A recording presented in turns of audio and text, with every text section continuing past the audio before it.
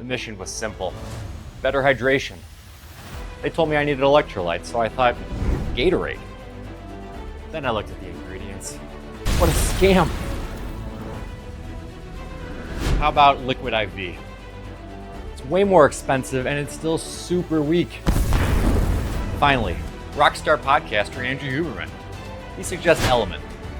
Checked out the ingredients. Seemed decent enough. Then I saw the price. Okay. We just calm down, think about this logically. Maybe we can make our own.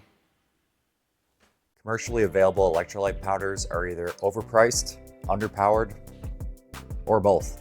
So let's take a logical approach and make a great tasting electrolyte powder tailored to meet your needs for a fraction of the cost. List of electrolytes out there may be longer than you think, although really the main electrolyte powder players focus on three. These are sodium, potassium, and magnesium. How much of each electrolyte do we actually need? Short answer is, it depends. So let's try to keep this simple. Let's say you're relatively active, trying to avoid sugar, and want to follow scientifically backed protocols. All right, let's face it, you're a total Huberman. Our first sponsor is LMNT. So I use LMNT in my water when I wake up, while I exercise, and I'll drink another one throughout the day. My boy, thanks for the guidance, buddy. So his intake of 3 packages of LMNT a day would imply 3,000 milligrams of sodium, 600 milligrams of potassium, and 180 milligrams of magnesium. So I'm not a doctor. He is a doctor, and we probably both agree you should talk to your doctor if you're gonna dive into something like this. Did I even have to say that? Probably not. So we have our daily target. I personally think it's a lot easier to drink 2 of these a day rather than 3. So what I'm gonna do as we mix our ingredients is target 50% more of the active ingredients in LMNT, such that if you have 2 a day, it equates to 3 of those. Another way we're gonna follow the LMNT formula is not include sugar. This is particularly attractive to people that are trying to fast or who are really watching their calories. Keep in mind, adding some sugar to electrolyte drinks can actually help absorption. We're not gonna get into that today because we're avoiding it altogether, but feel free to add some. So before we go on, I have to give LMNT some credit here. On their website, they do give directions on how to make a homemade electrolyte drink. However, it's a little bare bones. And by bare bones, I mean there's absolutely no sweetener and there's absolutely no flavoring. I wonder how that tastes.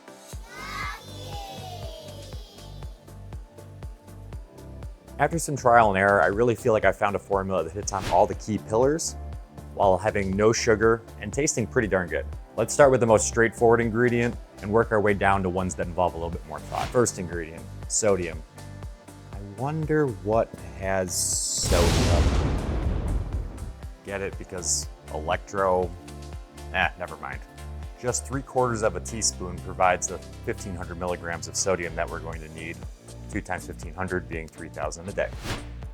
Next up is potassium. There are a couple different types and a couple different brands. We have potassium citrate and potassium chloride. Among the brands out there, I am going to be pretty heavy into bulk supplements for this video. They've been really good to me over the years, and all their products are available on Amazon for low cost, so you'll hear that name a lot. Now, between citrate and chloride for potassium, a lot of sources say it doesn't matter, but the more I've poked around, the more actually favor the chloride version. This goes against what the LMNT website suggests. That's just what I found. I'm gonna post a picture right now of what I've seen on GoodRx. One more comment on potassium that will come up again later is that you'll notice in LMNT and almost every other electrolyte powder out there, the percentage of daily value of potassium contained in each one ends up being quite low. I think there's a reason for this. It just doesn't taste as good as even salt. You may want to put more potassium in it than LMNT has. You can do that according to your taste. If it doesn't bother you, go for it. Just don't overdo it. We're gonna get to number 3A here. We're gonna go with magnesium citrate from bulk supplements. The advantage of magnesium citrate from bulk supplements is that it is really, really cheap. It's completely flavorless and it gets the job done. There's a reason it's 3A and not just 3. There is a bit of a downside. The bulk supplements magnesium citrate just doesn't dissolve all that well in water. I'm not even really sure it dissolves at all. But since there's such a small amount of it, what I typically do is when I get to the bottom of the glass, I give it one extra swirl and chug it down. Again, it has no flavor, so it's not really a big deal to me. The price of the bulk supplements magnesium citrate ends up being, again, 1 to 2 pennies, depending on the size you order, to get to 180 milligrams. I would probably lean towards not putting a lot of this magnesium or 3B into your drinks, simply because in higher doses, it can act as a mild laxative. Not exactly what you want before a half marathon. 3B, the other magnesium. Are you feeling fancy? Ready to spend that big money? In that case, we have Nature Calm. Not just sold as a magnesium supplement, it's typically sold as a sleep aid. I've gone through many bottles over the years of Nature Calm. It is really delicious. If it's really important to you that your magnesium dissolve in your drink, you'll actually also get a little bit of a flavor boost, still compliant with a fast. If that's important to you, go for this stuff. It does cost 10 times as much though as the bulk supplements. I'm sorry, what's that? Oh, that's still only like 10 cents. So it's really not that big of a deal. The active ingredient in Nature Calm is different than a magnesium citrate, but once it dissolves in water, it dissolves as magnesium citrate. So in the end, same thing. Ingredient number 4. As we discussed, magnesium is either flavorless in the form of citrate or is delicious in the form of Nature Calm. Our other 2 ingredients, however, not so much. So how do we fix things that taste bad? Sweetener. So we do have some limitations here. We want 0 calories and something that won't break a fast. I landed on using stevia. Surprisingly, bulk supplements actually make stevia as well. The cost of the stevia is 1 to 2 pennies per serving. Now, how much to put in really depends on you. I landed on using about 1/8 of a teaspoon. And let me tell you, a little bit of stevia can go a long way. Start small and you can always add more. Now we kind of have this sweet, briny mix that tastes like nothing.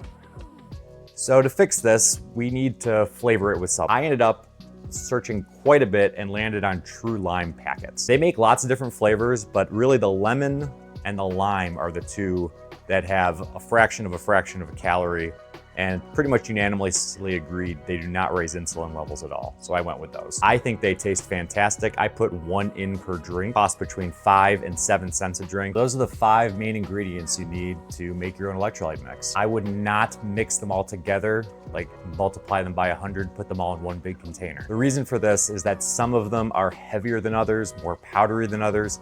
I believe some would sink to the bottom, some would rise to the top. So that leaves you with 2 options. Either mix all 5 of these ingredients every time you want an electrolyte mix, or pre-mix small doses ahead of time. Gotta recommend that you go with some small baggies and take the time once a month, once every couple months, fill up several of these, possibly 100 of these, get it out of the way, and then you're gonna be good to go. The bags that I bought on Amazon, they end up costing just over a penny each, and I think these bags are great for home use. Why do I emphasize home use? Okay, I didn't think of this when I bought them, but they may not be the best for travel. So with those elements, you can make your own elements. While you're pretty safe following the ratios of electrolytes in LMNT itself, feel free to experiment.